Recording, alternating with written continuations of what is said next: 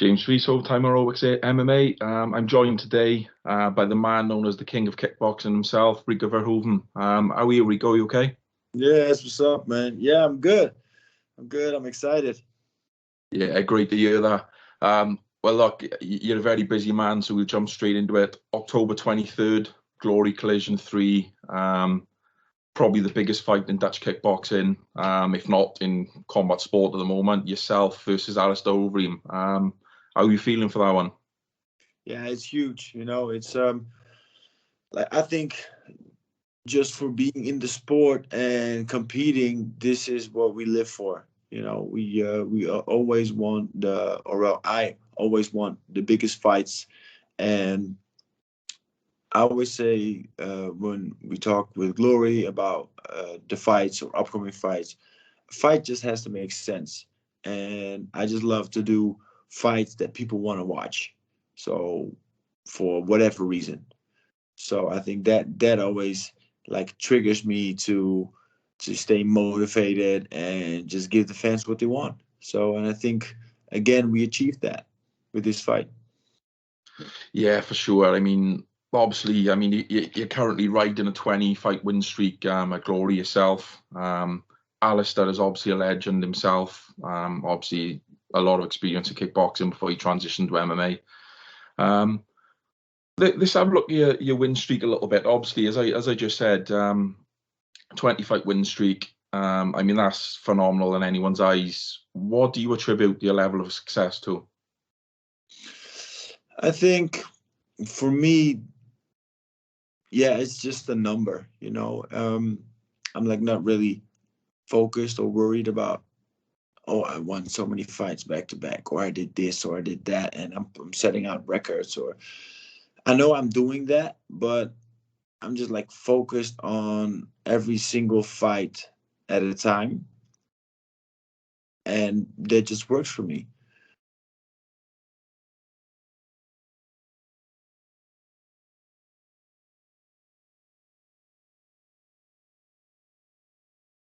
Enjoying myself, and every time I try to trigger myself to be the best version of me in every fight and get better and learn, and yeah, like I said, be better than I was the last time, and that works. And yeah, I think for me what's the biggest key to success is my drive to always keep working. And I think if I look at it from a distance, it's like even during the whole COVID period and everything, I've always been training. So never, uh, never taking time off. I'm always in the gym, putting in the work, um, beating the craft. It's just I just want to.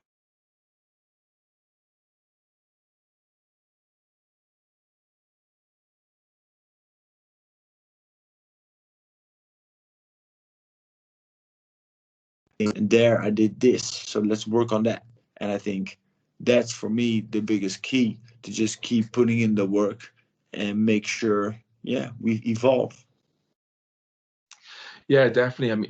Obviously, you just mentioned the COVID situation. Did that sort of affect you in any way, shape, or form with the training, or was it all you've got everything set up the way you need it anyway?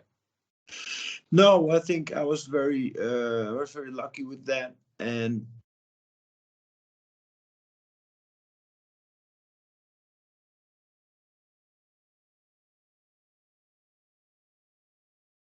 in the end, like this special treatment to professional athletes.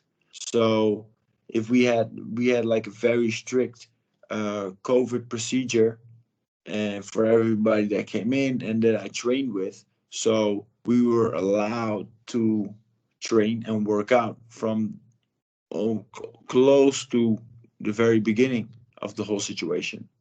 So yeah, I think I was very lucky with that. And yeah, I got a gym set up in the house. So I was just able to, yeah, where a lot of people couldn't do anything, just do what I actually always do, and just my circle is already small, and I don't see too many people, and especially getting ready for a fight, yeah, didn't really change because I just like created my own bubble and just worked out. And like a lot of people couldn't do anything, and I was just like focusing on getting better, and getting more time for, especially like in 2020, getting more time for me to just work on things that I felt like I needed to work on. Yeah, definitely. Obviously, the last time we saw you was back in January at Glory 77, four-man heavyweight tournament. First one of those we've seen for quite some time, really. Obviously, semi-finals, you was with Hesty Gerges and finished off in the final with Tariq Kabades. How do you enjoy doing those multiple fights in one night sort of events? Is that something you enjoy doing? It was different again. It was such a long time ago for me. I think the last time I fought a tournament was back in 2012. So yeah, that's been a while. And but there, yeah, like literally was no other option to do at that particular moment. So for me, I was just happy to just do what I love to do. And that's what I always tell Glory. And I'm always open to suggestions and things they want to do to just make sure we can do what we love to do. And it's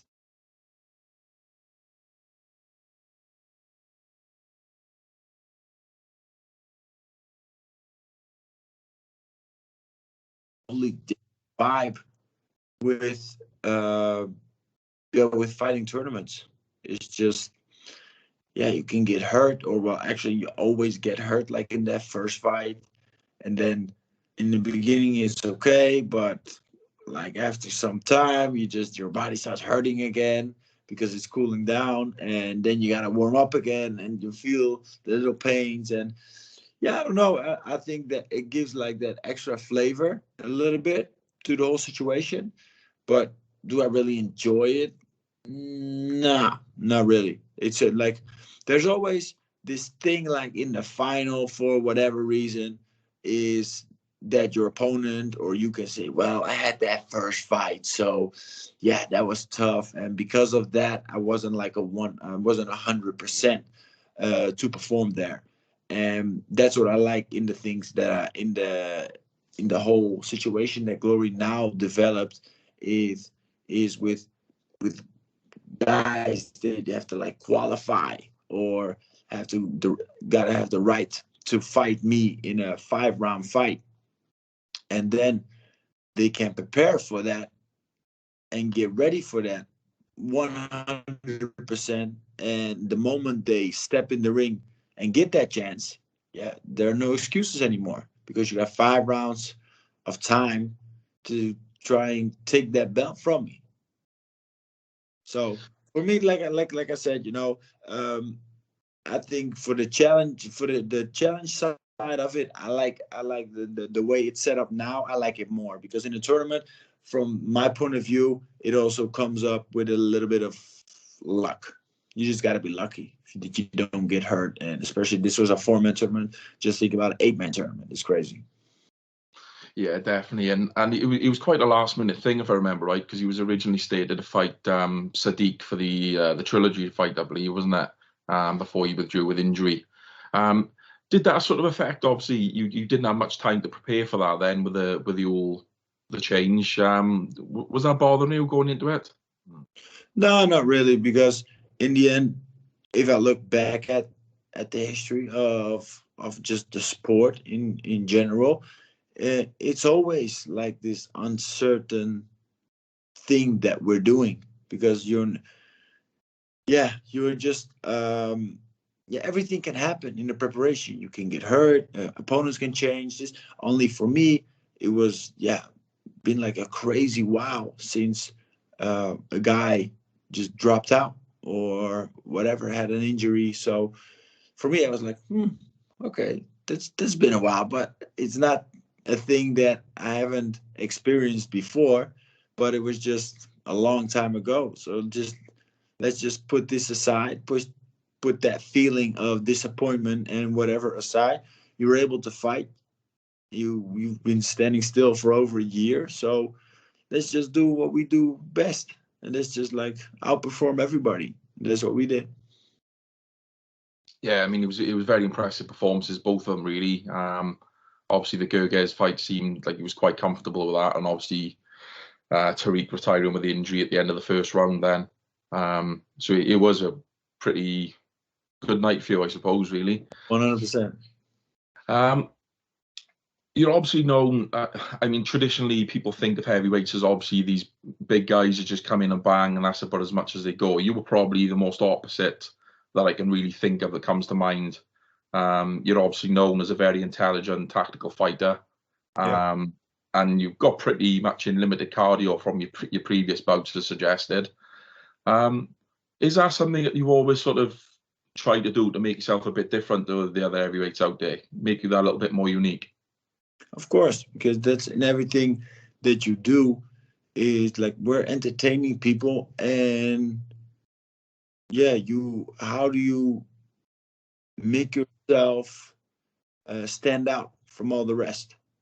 And so I think this was for me the way to, in two ways, stand out, and in the other, so in one way to stand out, in the other hand is I'm always also thinking about like my health, because in the end what we're doing, getting punched in the face, into the body, whatever, it isn't healthy.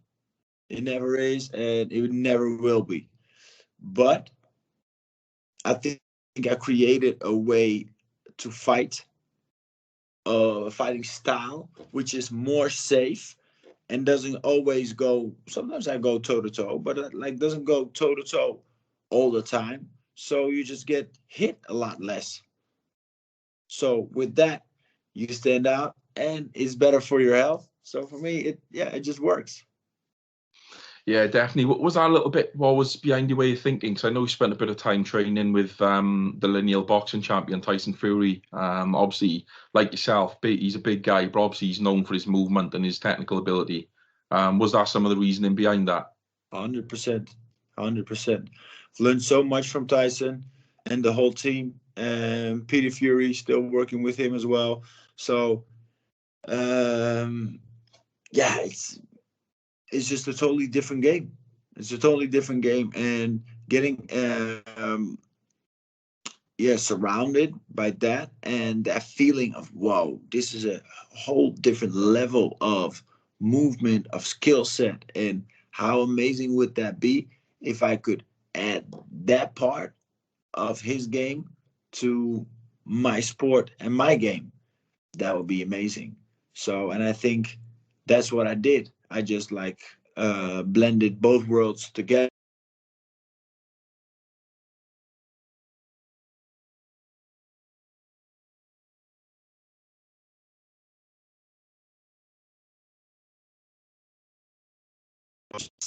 Who doesn't work in kickboxing? But instead of looking at that, I just took everything that did work and brought it to kickboxing, and yeah, just blended in with my whole game. And since then, we just been crazy dominating. Yeah, well, clearly it's a technique that's worked for you, isn't it? It's definitely not affected anything anyway in your performance. Obviously, you're a busy man, so just before we finish, we'll go back to the big fight now in October with Alistair. Going into that fight, I'm assuming that have you already started camp for that one? 100%, of course. Yeah, yeah. With Alistair, obviously, you're facing someone that's probably as experienced, if not slightly more experienced than yourself. Is that affecting your training in any sort of way? Are you doing anything specifically different for this fight than normal? No, not really. I just got a certain way of getting fit and getting ready, getting fight ready, and that just works. So just sticking to that, and of course, like small things change or we add things to the whole game and the whole situation. But do big things change? No, not really. I think only thing that always changes is game plan. And what I like from the way how Alistair approaches fights and the whole fight game is, yeah, he just picks the whole thing apart and comes with a game plan and tries to execute it as good as possible and win the fights, of course. And that's exactly what we do. So, yeah, in the end, that's, I think, what the fight is going to be about. Like, who's most intelligent and can execute his game plan the best. And I think that's where the biggest difference is going to be. So, like, for me, I'm always fit. I'm always ready and mentally on an insane, crazy level ahead of the rest. So I think that's where we always try to, yeah, put down the biggest difference, because everybody's like, yeah, but Rico, he's so fit and he's so strong and he can do this and that. But yeah, the difference is, I think, for me, when I look at it, is like, put me next to all the other guys next to each other of the heavyweight division and put us on a treadmill. Am I going to be the best runner? Probably not. But the thing is, I'm not scared to die on that treadmill, to just give it everything I got. And I think that's where the biggest difference lies. Is like, I'm so crazy, I have such a crazy work ethic that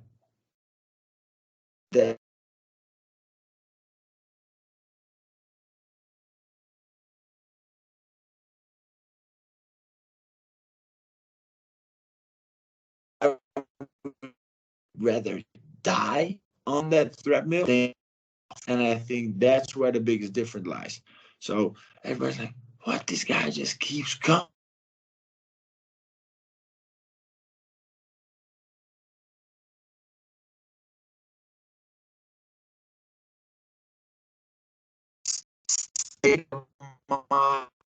Die here if I have to, because this is my life. This is just what I was born to do, and nobody's gonna take this from me.